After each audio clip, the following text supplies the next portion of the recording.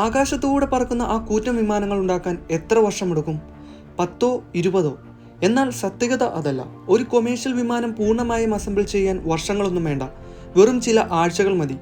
ഏറ്റവും ജനപ്രിയമായ ബോയിങ് 737 അല്ലെങ്കിൽ എയർബസ് 320 പോലുള്ള വിമാനങ്ങൾ ഫൈനൽ അസംബ്ലി ലൈനിൽ പൂർത്തിയാകാൻ വെറും 40 മുതൽ 50 ദിവസം വരെ മാത്രമാണ് എടുക്കുന്നത്. ഇതിലെ ഏറ്റവും വലിയ സീക്രട്ട്, ഈ വിമാനം ഉണ്ടാക്കുന്നത് ഒറ്റ ഫാക്ടറിയിലല്ല, ലോകത്തിന്റെ പല ഭാഗങ്ങളിൽ നിന്നും ചിറകുകളും എഞ്ചിനും നിർമ്മിച്ച് ബെലൂഗ കാർഗോ വിമാനങ്ങളിൽ എത്തിച്ച് ഒരു വലിയ ലോഗോ പസിൽ പോലെ കൂട്ടിയോജിപ്പിക്കുകയാണ് ചെയ്യുന്നത്. ഒരു വിമാനത്തിൽ മാത്രം 60 ലക്ഷത്തോളം പാർട്സുകൾ ഉണ്ടാവും. അസംബ്ലി കഴിഞ്ഞിറങ്ങുമ്പോൾ ഈ വിമാനങ്ങളുടെ നിറം പച്ചയായിരിക്കും. തുരുമ്പെടുക്കാതിരിക്കാൻ നൽകുന്ന സിങ്ക്രോമേറ്റ് കോട്ടിംഗ് ആണിത്. ഇതിനുശേഷമാണ് കമ്പനികളുടെ നിറവും ലോഗോയും ഒക്കെ അടിക്കുന്നത്. ഇത്രത്തോളം പാർട്സുകളുള്ള ഒരു വിമാനത്തിൽ ഏതെങ്കിലും ഒരു ചെറിയ സെൻസറോ സ്പെഷ്യൽ സ്ക്രൂവോ കിട്ടാൻ വൈകിയാൽ മതി, കോടിക്കണക്കിന് വില വരുന്ന ആ വിമാനം പണി തീരാതെ മാസങ്ങളോളം അവിടെ ഓർഡർ കൊടുത്ത എയർലൈൻ കമ്പനി വിമാനം പണി തീരുന്നതിന് മുമ്പ് പാപ്പരായാൽ എന്ത് സംഭവിക്കും?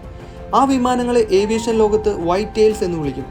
ലോഗോകളൊന്നുമില്ലാതെ വെള്ള പെയിന്റ് മാത്രം അടിച്ച് പുതിയൊരു വാങ്ങൽക്കാരനെയും കാത്ത് അവ ഫാക്ടറിയിൽ തന്നെ കിടക്കും.